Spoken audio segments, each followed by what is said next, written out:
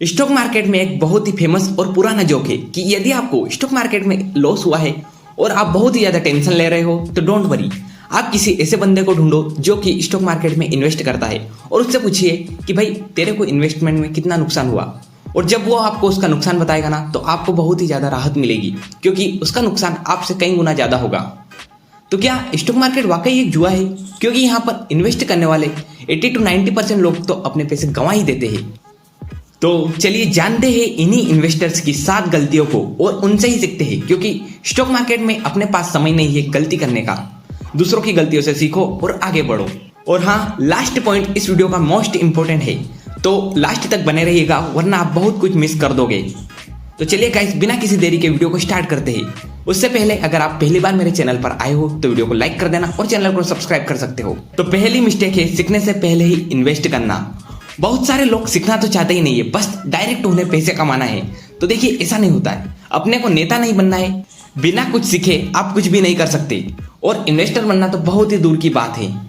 और यदि आपका कंपटीशन वॉरेन बफेट से है ना, तो मैं आपकी जानकारी के लिए बता दूं, वे हर एक दिन लगभग 500 पेजेस पढ़ते हैं और बहुत सारी कंपनियों के फाइनेंशियल स्टेटमेंट्स भी।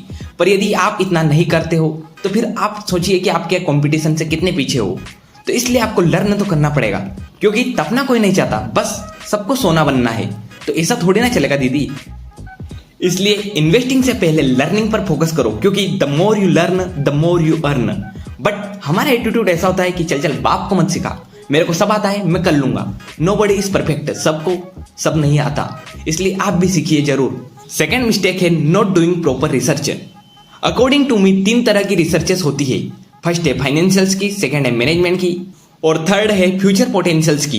फाइनेंशियल्स की रिसर्च तो हर कोई करता है, क्योंकि हर कोई बैलेंस शीट P&L पढ़ सकता है। बट मैनेजमेंट, जो कि सबसे ज्यादा इंपॉर्टेंट एस्पेक्ट होता है ना रिसर्च का, उसके बारे में हर कोई स्किप कर देता है, क्योंकि एक मैनेजमेंट ही है जो कि कंपनी को अर्थ से फर्श पर और फर्श से अर्थ पर ला सकता है। लाइक सत्यम कंपनी, जो कि एक टाइम पर इंडिया की मोस्ट लीडिंग IT कंपनी थी, वो आज बैंकरप्ट हो चुकी है। और उसमें गलती किसकी थी? रामलिंगा राजू की। और वहीं टाटा मोटर्स एक टाइम पर बैंकरप्ट थी, खुद फोर्ड के हाथों बिकने वाली थी, और आज वही कंपनी फोर्ड की 2 कंपनियों को खरीद कर बैठी है। और उसके पीछे कौन थे? रतन टाटा। तो इसलिए मैनेजमेंट पर ध्यान देना बहुत ही ज्यादा जरूरी है। और लास्ट, फ्यूचर पोटेंशियल।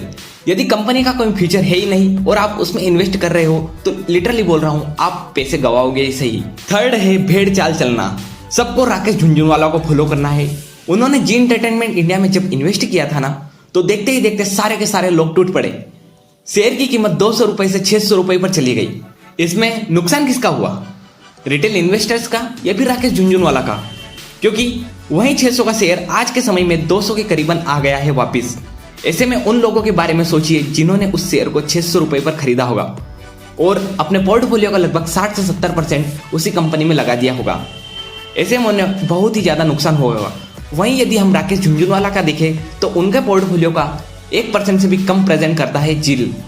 ऐसे में यदि उनके सारे पैसे चले भी जाते हैं ना, तो उन्हें ज्यादा प्रॉब्लम नहीं होगी। यदि आप बिजनेस को समझ रहे हो ना, तभी इन्वेस्ट करो।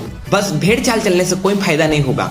हो सकता है आप 1 या फिर 2 इन्वेस्टमेंट में अपना फायदा कमा लो, पर लिटरली बोल रहा हूं, आपको लॉन्ग टर्म में ऐसे में नुकसान ही होगा। फोर्थ मिस्टेक है दूसरों के कहने पर इन्वेस्ट करना। आजकल यूट्यूब से लेकर गूगल और व्हाट्सएप, फेसबुक, इंस्टाग्राम से लेकर टेलीग्राम, हर जगह पर आपको इन्वेस्टमेंट के लिए सलाह देने वाले लोग मिल जाएंगे और मेजॉरिटी लोग उनमें इन्वेस्ट भी करते हैं। मैं मेरी खुद की स्टोरी बताता हूँ। इस वीडियो की रिसर्च से पहले मैं खुद सोच रहा था कि क्यों ना इनका जायजा लिया जाए, इसलिए मैंने खुद को एक ग्रुप में ऐड किया और उस ग्रुप में बताया जा रहा था कि जो जी लर्न है ना, उसका शेयर 15 रुपए से 30 रुपए के टारगेट पर रखा था। पर हुआ क्या? वहीं जी लर्न का शेयर 15 रुपए की जगह पर आज 7.5 रुपए के आसपास ट्रेड कर रहा है। इस हिसाब से आप सोच ही सकते हो कि इनके कहने पर यदि इन्वेस्ट करोगे ना, तो आपको नुकसान ही होगा। मैं आपको यहाँ पर एक टास्क देना चाहता हूँ कि आप अपने फेवरेट यूट्यूबर जो कि सलाह देते हैं, उनके 1-2 साल पुराने वीडियो देखिए, जहां पर वो बता रहे हैं कि ये 4 कंपनियों में इन्वेस्ट कीजिए और मल्टीबैगर बन जाइए नेक्स्ट 2 to 3 ईयर्स में। और उन शेयर्स को देखिए कि क्या वहां पर आपको फायदा हो रहा है या फिर नहीं, और कमेंट करके जरूर बताइएगा ताकि दूसरों की भी मदद हो सके। फिफ्थ मिस्टेक है सभी को जल्दी अमीर बनना है। इन्वेस्ट करने वाले अधिकतर लोगों का गोल होता है कि उन्हें 5 साल में करोड़पति और नेक्स्ट 10 से 15 साल में बिलियनर बनना है। और इसीलिए वे अधिकतर इन्वेस्टमेंट की रिस्क की कॉल से लेते हैं कि इस छोटी सी कंपनी में इन्वेस्ट करेंगे और देखते ही देखते 21 दिन में पैसा डबल। पर रियल लाइफ में ऐसा नहीं होता है, ये रियल लाइफ में ही होता है। और बहुत सारे लोग इसी कारण पंप एंड डंप स्कीम में भी फंस जाते हैं और लास्ट में उनकी जितनी भी नेटवर्थ होती है ना, वो वाइप हो जाती है। वे कमा तो कुछ पाते नहीं है, सारा का सारा गंवा देते हैं। क्योंकि इन्वेस्टमेंट एक T20 या फिर T10 मैच नहीं है कि यहाँ बस आपको चौके छक्के मारने हैं और जीतना है। यहाँ पर वही बंदा जीतेगा जो कि लंबे समय तक टिकेगा। 6th मिस्टेक है इमोशनल होकर डिसीजन लेना। क्या आपको पता है स्टॉक मार्केट में क्रैश क्यों आता है? बिकॉज सबके सब इमोशनली डिसीजन लेने लग जाते हैं। जैसे ही कोई कंपनी का शेयर थोड़ा सा गिरने लगता है ना, तो सारे के सारे बेचने लग जाएंगे और ऐसे बेचेंगे कि लाइक आज ही दुनिया खत्म होने वाली है, बाद में तो वे कभी बेच ही नहीं पाएंगे। और बस इसी साइकोलॉजी की वजह से बहुत सारे इन्वेस्टर अपने सारे के सारे पैसे लूज कर देते हैं और फिर बोलते हैं कि स्टॉक मार्केट तो साला जुआ है। तो देखिए, इसमें आपके इमोशनल की मिस्टेक है, दूसरों की कोई मिस्टेक नहीं। फॉर एग्जाम्पल, मार्च 2020 में जब कोरोना आया था ना, तब सारे के सारे शेयर्स बेचने लग गए थे और उस समय हुआ क्या, मार्केट क्रेज। पर थोड़े दिनों बाद रिकवर भी हुआ। जिन लोगों ने उस समय पर पेशेंस दिखाया होगा ना, उन्हें तो फायदा जरूर हुआ होगा, पर जिन्होंने पेशेंस नहीं दिखाया ना, तो उन्हें कोई फायदा नहीं हुआ है, उन्हें बस लॉस ही हुआ है। और एक और एग्जाम्पल है मेरे फ्रेंड का कि वहां क्रिप्टो में इन्वेस्ट करता था, पर आपको पता था कि अभी 2021 के एंड में गवर्नमेंट क्रिप्टो पर बिल लाने वाली थी और ऐसे में क्रिप्टो मार्केट थोड़ा गिरा भी था और उसके बाद में तो वैसे गिरा ही है। पर उसने सारे के सारे अपने क्रिप्टो करेंसीज बेच दी और हुआ क्या, कोई बेनिफिट नहीं मिला उसे अभी तक। इसलिए इन्वेस्टमेंट में आपका इमोशनल होकर डिसीजन लेना आपके लिए बहुत ही ज्यादा नुकसानदायक हो सकता है। और लास्ट मिस्टेक करते हैं वो है नो पेशेंस। बहुत ही जल्दी गिव अप कर देते हैं। अगर आप इस पॉइंट तक टिके हुए हो तो मतलब कि आप में थोड़ा बहुत तो पेशेंस जरूर है, बट बहुत सारे लोगों में पेशेंस नाम की चीज होती ही नहीं है। लाइक मैं एग्जांपल के लिए बताता हूँ, टाटा एलेक्सी के शेयर की कीमत 1999 से लेकर 2013 तक कोई ज्यादा परिवर्तन नहीं आया, बट वहीं 2020 के बाद में वही शेयर 700 से लेकर 8,500 पर पहुंच गया है, यानी कि लगभग 10 गुना से भी ज्यादा का return in just 2 years. Same story है रिलायंस की। रिलायंस का शेयर भी 2010 से लेकर 2016 तक कोई ज्यादा परिवर्तन नहीं लाया, पर उसके बाद में 5 से 6 गुना का रिटर्न दिया रिलायंस के शेयर ने। और आईटीसी का भी वही हाल है कि 2012 से 2022 आ चुका है, कंपनी का शेयर 150 से 300 के बीच में ही चल रहा है, ना परिवर्तन आ रहा है और ना ही कुछ चेंजेस आ रहे हैं।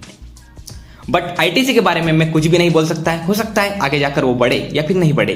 और पेशेंस के ऊपर वॉरेन बफेट कहते हैं कि the stock market is a device for transferring money from the impatient to the patience.